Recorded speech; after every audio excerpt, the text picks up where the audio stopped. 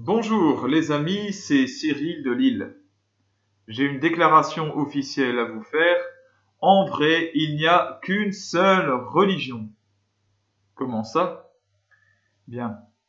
Alors, attention aux déformations, attention aux préjugés et écoutez bien ce que je vais vous dire. Concentrez-vous.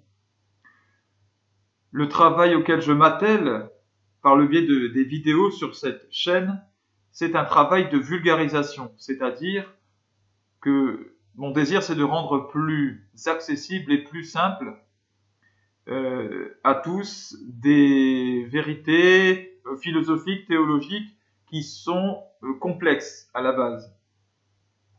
Maintenant, concentrons-nous sur le mot de religion. L'étymologie, parce que ça dit beaucoup, l'étymologie, la racine des mots. Religion vient de relegere, qui veut dire relire, et de religare, qui veut dire relier. C'est-à-dire que dans la religion, il y a cette double dimension de relier, de lien. Donc c'est le lien à Dieu, c'est le lien au monde spirituel divin, et l'idée de relecture, c'est-à-dire de se tourner vers soi et de relire sa propre attitude, ses propres mouvements intérieurs, psychologiques, émotionnels, à la lumière de ce que Dieu nous enseigne, à travers des écritures, à travers des prophéties, à travers des révélations, que sais-je. La religion est donc ce qui sert à relier l'homme à Dieu. Or, il n'y a qu'un seul Dieu. Il n'y a donc qu'un seul langage pour être relié à cet unique Dieu. Il n'y a qu'un seul Dieu, il n'y a donc qu'un seul langage pour être relié à lui.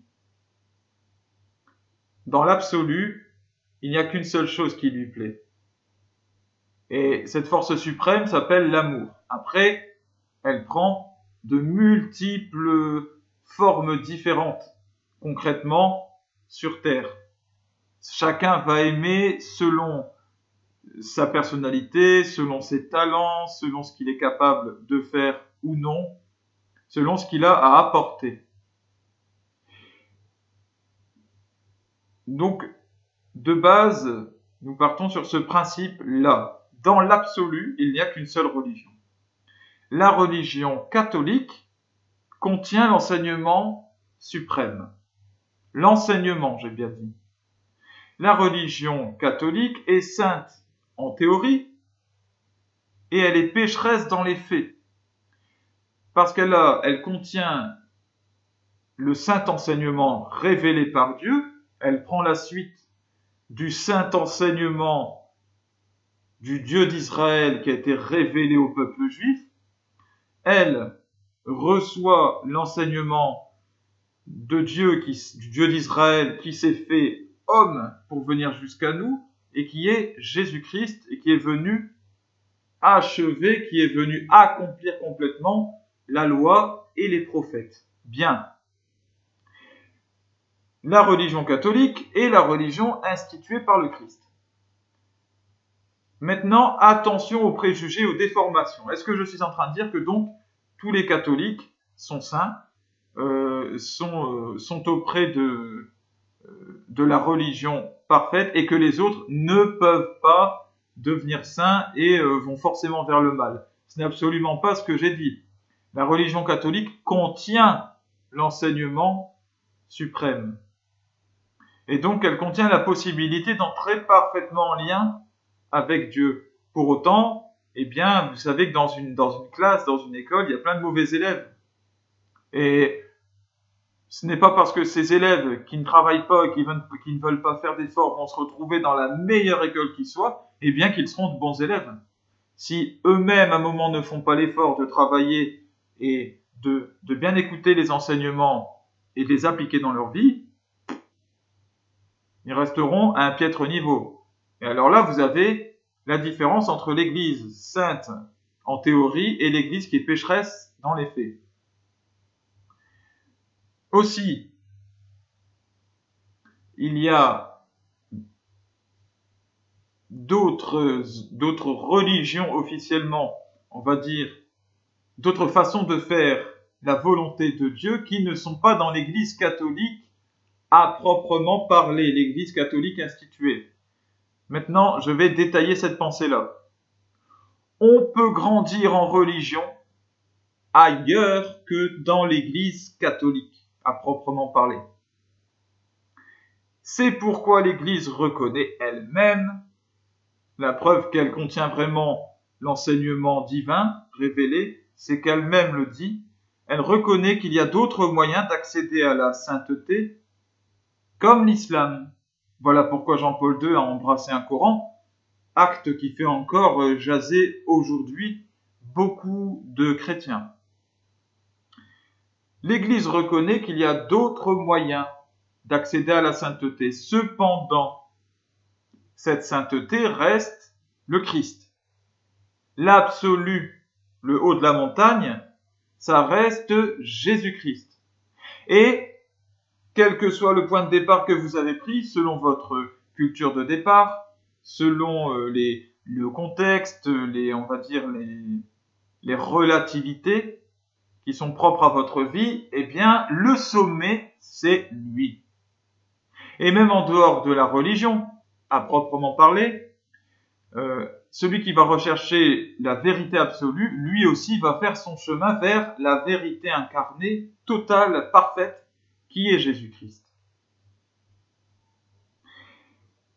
De toute façon, entre l'islam et l'Église catholique, va-t-on dire, si vous regardez bien, on y retrouve les éléments principaux de l'Église. Les éléments principaux de la religion. La prière quotidienne, la charité pour les plus pauvres, le pèlerinage vers un lieu sacré, le jour consacré à Dieu l'unique et la reconnaissance de ce Dieu unique, surtout la volonté de combattre fermement le mal et de faire triompher le bien, avant tout en soi-même, en préparation du jour du jugement pour plaire au Seigneur, car nous craignons son jugement, nous voulons être sauvés, aller au paradis et ne pas aller en enfer. Eh bien, vous avez là, dans ce que je viens d'énumérer comme points principaux communs entre l'islam et l'Église catholique, ceux qui constituent une véritable religion, la véritable religion. C'est celle-ci. Et tous les points que je viens d'énumérer sont enseignés en premier lieu par l'Église catholique. L'islam a repris ce qui était déjà existant dans l'Église catholique. Il l'a repris certes, n'empêche que cela reste un moyen de plaire réellement à Dieu. Mais comme je l'ai dit, l'unique sommet commun à tous ceux qui cherchent le bien, le beau, le vrai, à tous ceux qui cherchent le Dieu véritable, c'est le Christ. C'est le sommet de toute vertu, il est le sommet de toute religion véritable, il est le sommet de toute bonne volonté, de toute honnêteté, de toute droiture. Ainsi, pour faire un condensé vraiment que je veux le plus parfait possible, le musulman parfait n'est pas Mahomet, mais Jésus-Christ. Et la musulmane parfaite est Marie. Jésus-Christ se révèle et révélé avant tout, de manière écrite, dans la Bible. Et non pas dans ce que vous présentent d'autres personnes qui sont éloignées de la Bible.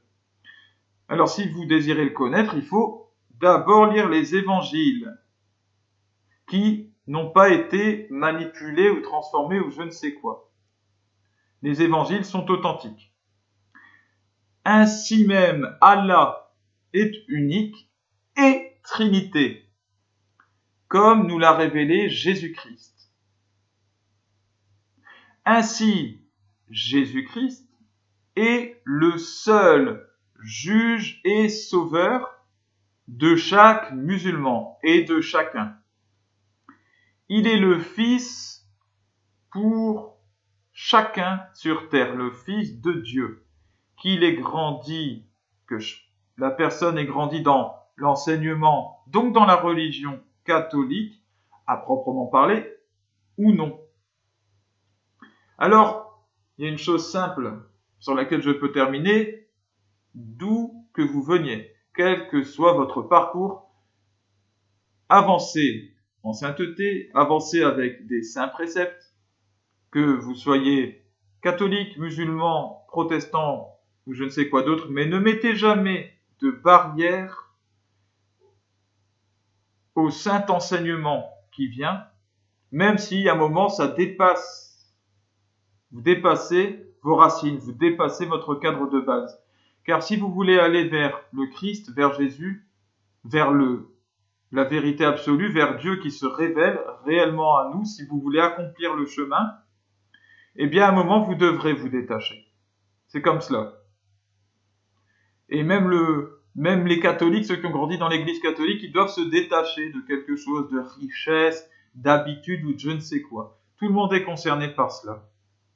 Alors, ce que je vous appelle à faire, c'est à ne pas mettre de barrière, à ne pas dire oui, mais vous avez votre Dieu et nous on a le nôtre, parce que ça ne fonctionne pas comme ça.